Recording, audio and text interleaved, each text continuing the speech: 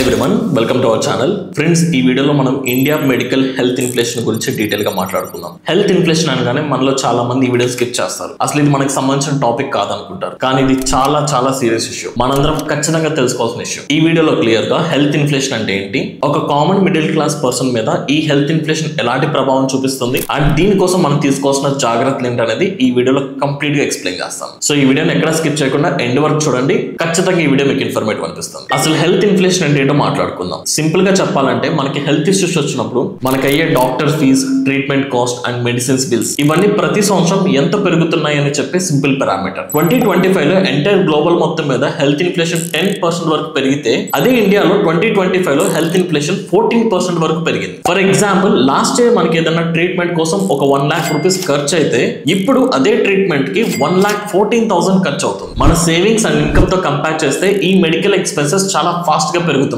దీనికి major reason మన ఇండియాలో క్రోనిక్ డిసీజెస్ లాంటి diabetes, heart issues and cancer లాంటి డిసీజెస్ చాలా ఎక్కువగా పెరుగుతున్నాయి. కానీ డిసీజెస్ అన్ని ఇన్స్టాంట్ గా రికవర్ అవ్వవు కదా, దీనికి లాంగ్ టర్మ్ ట్రీట్మెంట్ కావాలి అండ్ రెగ్యులర్ మానిటరింగ్ కావాలి. సో ఇదంతా ఎక్స్పెన్సివ్ ప్రాసెస్. దీంతో పాటు ప్రైవేట్ హాస్పిటల్స్ అన్ని కూడా అడ్వాన్స్ ట్రీట్మెంట్ అని చెప్పి అదర్ కంట్రీస్ నుంచి న్యూ టెక్నాలజీని అడాప్ట్ చేసుకుంటున్నాయి. ఈ అడాప్షన్ వల్ల కూడా ట్రీట్మెంట్ కాస్ట్ పెరిగిపోతుంది. ఇదంతా విన్నాక మనలో చాలా మంది నాకు హెల్త్ ఇన్సూరెన్స్ ఉంది, నేను కంప్లీట్ సెక్యూర్ అనుకుంటారు. మీరు కూడా అలా అనుకుంటే రిస్క్ లో పడ్డట్టే. హెల్త్ ఇన్సూరెన్స్ అనేది చాలా మంచి ఆప్షన్, ప్రతి ఒక్కరు తీసుకోవాలి. ఇప్పటి వరకు ఇండియాలో 2025 డేటా ప్రకారం 50% ఆఫ్ ది పీపుల్ కి హెల్త్ ఇన్సూరెన్స్ ఉంది, ఇంకా 50% పీపుల్ కి లేదు. ఇంకా అవేర్నెస్ ప్రొవైడ్ చేద్దాం. కానీ ఈవెన్ హెల్త్ ఇన్సూరెన్స్ ఉన్న వాళ్ళకి కూడా యావరేజ్ కవరేజ్ వచ్చేసరికి 5 నుంచి 10 lakhs ఉంది. కానీ ఇంతకుముందు మనం మాట్లాడుకున్నట్టు ఇండియాలో ఎక్కువగా ఇంక్రీజ్ అయ్యే diseases, heart issues, kidney problems, cancer ఇలాంటి ఇష్యూస్ కి ట్రీట్మెంట్ కాస్ట్ యావరేజ్ గా 10 నుంచి 15 lakhs ఖర్చు అవుతుంది. కానీ మీ కవరేజ్ 5 lakhs మాత్రమే. ఇలాంటప్పుడు మళ్ళీ అడిషనల్ గా మన పాకెట్స్ నుంచి 10 lakhs ఎక్కువ పే చేస్తున్నాం. యాజ్ పర్ లేటెస్ట్ డేటా ఇండియాలో ఈవెన్ హెల్త్ ఇన్సూరెన్స్ ఉన్న వాళ్ళు కూడా 60% ఆఫ్ హాస్పిటల్ బిల్స్ మొత్తం వాళ్ళ ఓన్ పాకెట్ నుంచి పే చేస్తున్నారు. దీనికోసం చాలా మంది వాళ్ళ ఓన్ అసెట్స్ ని గోల్డ్ అమ్మేస్తున్నారు, కొంతమంది లోన్ కూడా తీసుకుంటున్నారు. అండ్ ఇంకా చాలా మందికి తెలియని విషయం ఏంటంటే మీరు ఏదైతే హెల్త్ ఇన్సూరెన్స్ తీసుకున్నారో ఆ ప్రీమియం కూడా ఎవ్రీ ఇయర్ 10 నుంచి 15% ప్రీమియం పెరుగుతుంది. సో యావరేజ్ గా చూసుకుంటే ఎవ్రీ 7 years కి మీరు పే చేసిన ప్రీమియం డబుల్ అయ్యే ఛాన్సెస్ ఎక్కువగా ఉన్నాయి. ఇక్కడ చాలా బాధాకరమైన విషయం ఏంటంటే ఎవ్రీ ఇయర్ ఇండియాలో 7% ఆఫ్ ది పాపులేషన్, యావరేజ్ గా 10 crore ఆఫ్ పీపుల్ ఈ health inflation nothing but medical expenses పెరగడం వల్ల బిలో పావర్టీ లైన్, పేదరికంలోకి నెట్టబడుతున్నారు. ఇప్పుడు ఏదైనా మనకు ఒక హెల్త్ ఇష్యూ వచ్చింది, మనకున్న ఆప్షన్స్ ఏంటి? ఐదర్ మనం గవర్నమెంట్ హాస్పిటల్లో ట్రీట్మెంట్ చేయించుకోవాలి లేదా ప్రైవేట్ హాస్పిటల్లో ట్రీట్మెంట్ చేయించుకోవాలి. ఒకసారి ఈ రెండింటికి కంపేర్ చేద్దాం. జనరల్ గా నేను గుంటూరు సిటీలో ఉంటాను.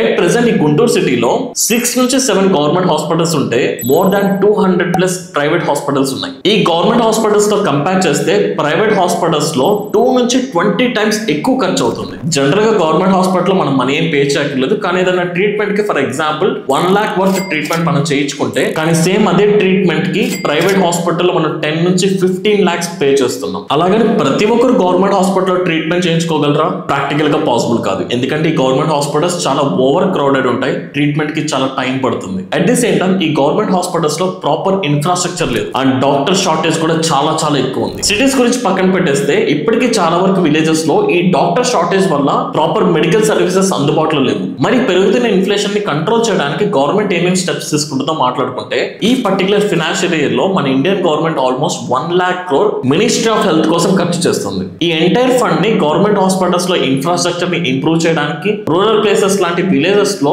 ప్రాపర్ మెడికల్ సర్వీసెస్ ప్రొవైడ్ చేయడానికి యూజ్ చేస్తున్నారు. దీంతో పాటు almost 36 different type of saving drugs కి కంప్లీట్ ట్యాక్స్ ఎగ్జంప్షన్ ఇచ్చింది అండ్ హెల్త్ ఇన్సూరెన్సెస్ మీద ట్యాక్సెస్ ని కూడా రిడ్యూస్ చేస్తుంది. అండ్ గవర్నమెంట్ సైడ్ నుంచి కూడా ఆయుష్మాన్ భారత్ అనే ఒక మెడికల్ పాలసీ ద్వారా ప్రతి ఫ్యామిలీకి 5 lakhs కవరేజ్ వరకు హెల్త్ ఇన్సూరెన్స్ ఇస్తుంది. ఇలా గవర్నమెంట్ సైడ్ నుంచి కూడా చాలా ప్రికాషనరీ స్టెప్స్ జరుగుతున్నాయి. మరి ఈ హెల్త్ ఇన్ఫ్లేషన్ కంట్రోల్ చేయడానికి బేసిక్ సొల్యూషన్స్ ఏంటి? ఈ హెల్త్ ఇన్ఫ్లేషన్ కంట్రోల్ అవ్వాలంటే గవర్నమెంట్ ఖచ్చితంగా ఈ గవర్నమెంట్ హాస్పిటల్స్ లో ఇన్ఫ్రాస్ట్రక్చర్ ని ఇంక్రీజ్ చేయాలి అండ్ క్వాలిటీ డాక్టర్స్ ని అసైన్ చేయాలి. ఈవెన్ ప్రతి విలేజ్ లో కూడా ఈ మెడికల్ సర్వీస్ ప్రొవైడ్ చేయించగలగాలి. దీంతో పాటు ప్రైవేట్ హాస్పిటల్స్ లో ఇంక్రీజ్ అవుతున్న మెడికల్ ఎక్స్పెన్సెస్ ని గవర్నమెంట్ రెగ్యులేట్ చేసి రెగ్యులర్ గా మానిటర్ చేయాలి. అండ్ ఈ హెల్త్ ఇన్సూరెన్స్ కంపెనీస్ కూడా ప్రీమియమ్స్ ఇంక్రీజ్ చేస్తున్నారు, కానీ ఆ ప్రీమియం తో పాటు కవరేజ్ కూడా ఇంక్రీజ్ చేస్తే పీపుల్ పాకెట్ నుంచి ఎక్కువగా ఖర్చు అవుతుంది. వీటన్నిటితో పాటు మనందరికి ఒక రెస్పాన్సిబిలిటీ కూడా ఉంది. మన హెల్త్ కి మనమే responsibility. Right food and right exercise వల్ల మనం ఈ ఎంటైర్ క్రానిక్ డిసీజ్ నుంచి తప్పించుకుంటే